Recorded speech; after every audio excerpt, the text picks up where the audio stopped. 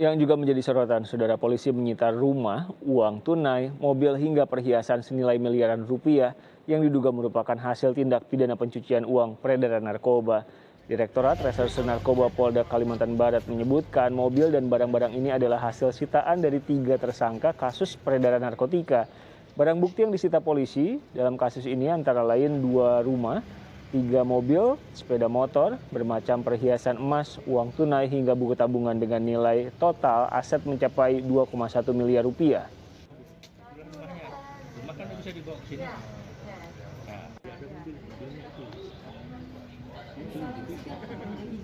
Tiga tersangka dugaan kasus pencucian uang hasil peredaran narkoba ditangkap polisi selama bulan Mei hingga Juni lalu. Barang bukti yang disita nantinya akan dilakukan pembuktian terbalik sumber harta tersangka. Polisi menyebut penyitaan harta tersangka pengedar narkotika dilakukan untuk memutus aliran dana agar peredaran narkoba bisa terhenti.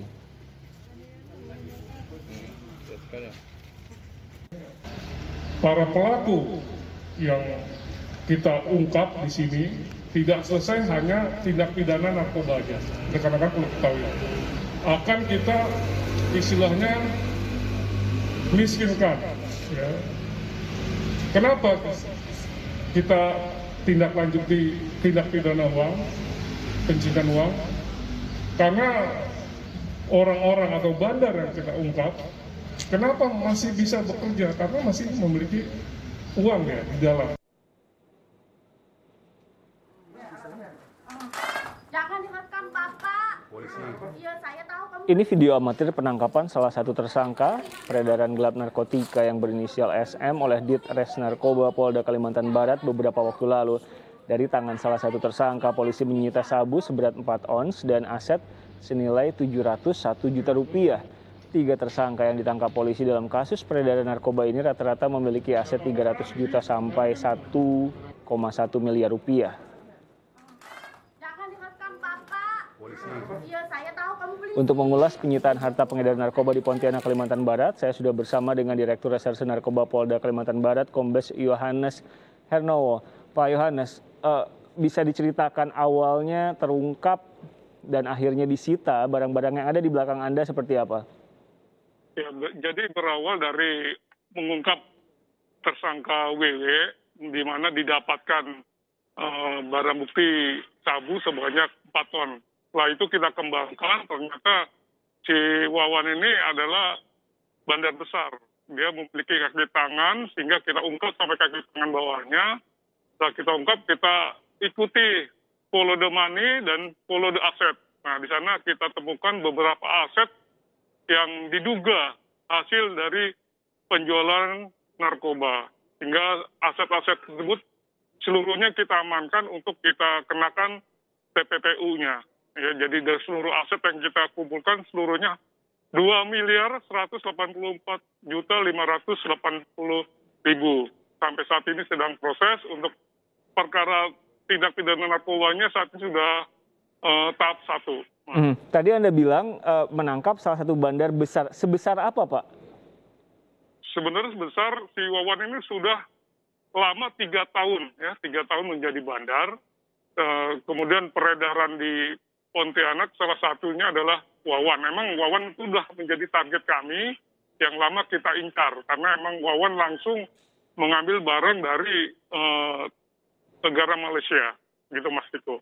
Ini kan 3 orang yang ditangkap, Pak. Koreksi saya kalau salah. Nah, 3 orang ini memang saling terhubung atau apanya Wawan tadi? Jadi ketiga orang tersebut adalah Wawan sama LH, terus sama inisialnya SM. Jadi setelah Wawan mengambil barang dari seberang, kemudian dibagikan kepada LH sama SM untuk diedarkan di Pontianak. Oh, jadi Wawan ini bandarnya, kemudian dia meminta 2 orang tadi untuk mengedarkan. Iya. Ini total miliaran rupiah, aset, barang, dan lain-lain yang disita di belakang Anda oleh kepolisian itu semuanya hasil penjualan narkoba atau gimana, Pak?